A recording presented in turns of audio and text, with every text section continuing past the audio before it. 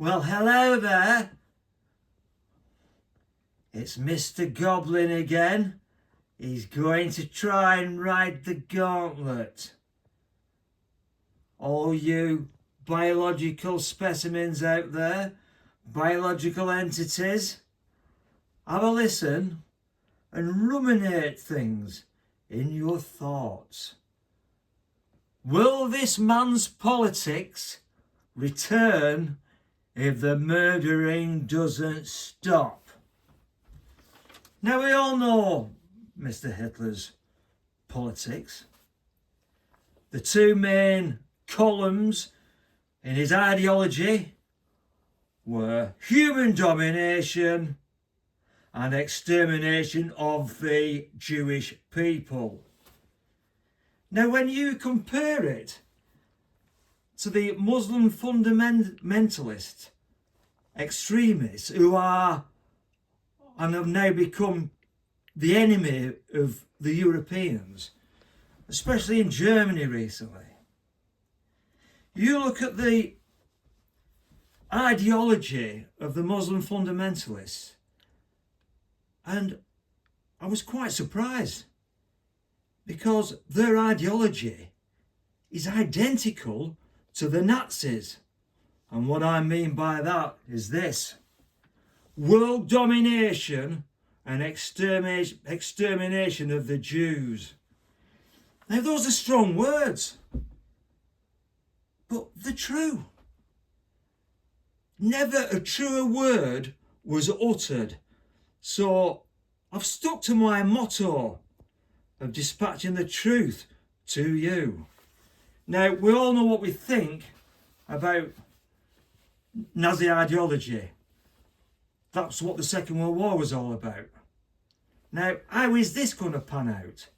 Because if the Nazis were still practicing that ideology now, then that would make them allies, potential allies, of the Muslim fundamentalists, because they're both on the same page.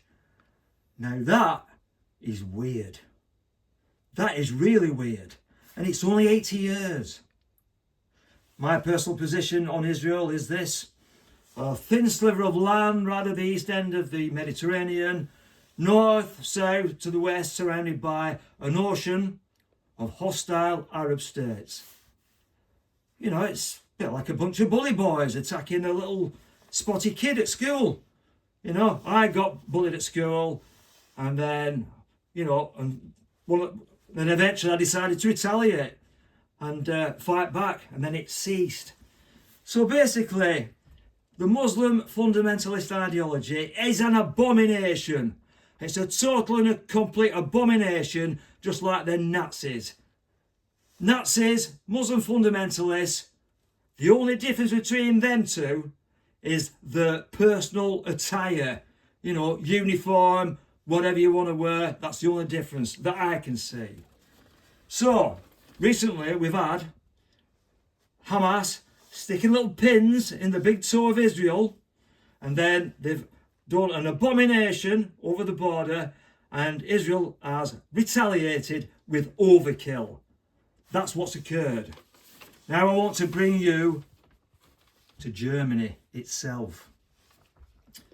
Mein Kampf, Hitler wrote that with all his ideologies sprinkled about the book, the fatherland. Now, the German giant. How long can you keep sticking a pin in the giant's toe before he will stamp on you and rub you out? Be under no illusions. Germany is an industrial titan. All you've got to do is look out of your window or walk out of your front door any time of day, and within seconds you will see German engineering going past right before your very eyes. The only thing that's holding Germany back is its recent history and its pledges to the EU. It's all very, very recent stuff. In Germany, an ominous silence prevails. But what undercurrent must there be.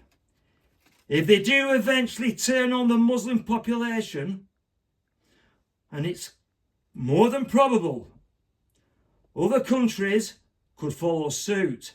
But this time, it would be the opposite reaction. Not fighting Germany, it will be following suit of what Germany has done. This would be the rout of the Muslim population in Western Europe. The non-Muslim population is becoming, or has already become, a fertile ground, a receptive ground, almost a welcoming ground, a tinderbox for Muslim annihilation. So rather than the rest of the European countries joining forces, as the Allies did in the Second World War, to destroy Germany, these countries, the rest of Europe, the European countries, will probably join the same path if Nazism ever returned to Germany. And I don't often use the word irony. It's an American term usually, and I've never used it, but it's ironic that these two ideologies are identical and obviously evil, and has led to nothing but total death, destruction, anarchy, and misery. So all I can say is it's a prophecy that potentially could happen sooner than we think. I mean, as we speak, whilst the tide of Muslim migration continues into all European countries, this could precipitate and act as a catalyst and tilt the balance and become the final straw and subsequently the final solution. God save the King.